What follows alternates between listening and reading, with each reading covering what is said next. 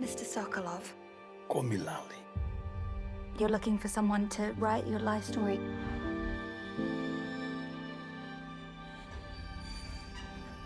So this is a love story.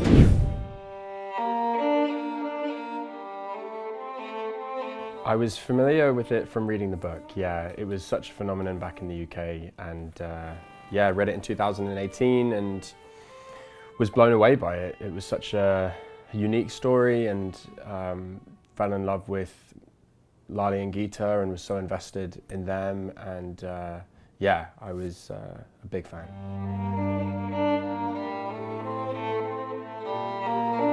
Definitely, emotionally was probably the harder bit. I think to try and prepare for something like this, you're trying to put yourself in somebody's shoes, like in any other role, and a lot of the time that's about your own empathy and your own lived experience that you're trying to relate to someone else, and it's surprising sometimes how far that can stretch. But in the case of this, it really started to burst at the seams because it's such an unimaginable thing to have happened, and what Lali went through is so unimaginable. So it felt quite daunting knowing how to really step into it, but a big part of that was it was just preparation and research, reading everything I could find, both about the history generally and the context, but also about Lali specifically.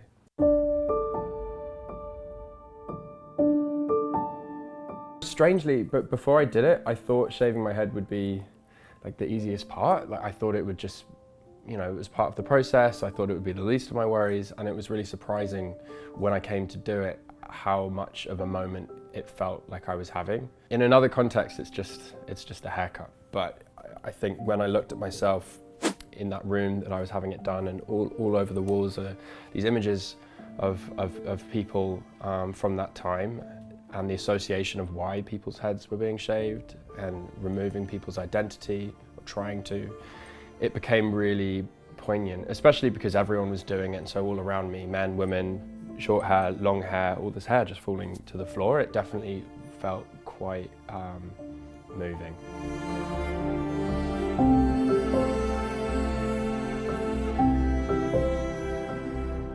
Yes, we did have a chemistry read, a few actually. It's such an important part of the story that you really need to believe that Lali and Geeta fall for each other in that way. And so we met initially over Zoom. I met a few people and I read with a few people, but it became clear that Anna was just perfect for it. She brought so much humanity, and she's such a brilliant actor. So once they had done that, I think it was just about spending as much time with each other as we could. And it's like an instinctive thing. It's hard to really capture or articulate sometimes, but I just felt very comfortable around her.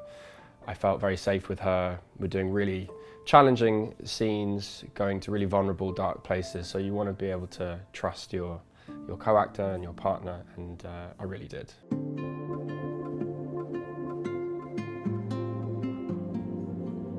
We knew, that first scene where they meet, we knew it was an important moment, partly because what it means for the story and the series, but also because it's a real life moment and it happened to two people, and we wanted to treat it respectfully. But yeah, you're right, their whole relationship is stolen moments. They're in so much danger, and those moments, those looks, those touch of a hand occasionally they mean so much to each other, so we really wanted to lean into that.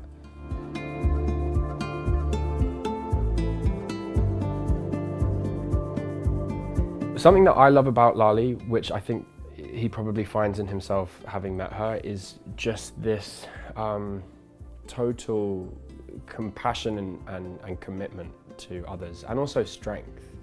I think Geeta is really strong and really robust and has so much integrity even in this terrible, terrible place. And I think she brings that out of him. I think Lali is, before this awful experience, is he's sensitive, and he's vulnerable, and all kind of wonderful characteristics. But I think she brings a real, like a strength out of him, and is a real support to him.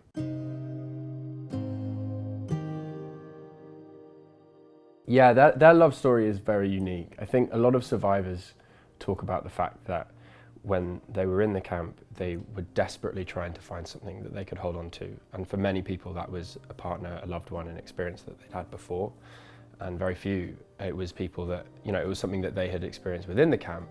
And so I do think a big part of their love initially was being this beacon for each other, this sort of small glimmer of hope that they could hold on to.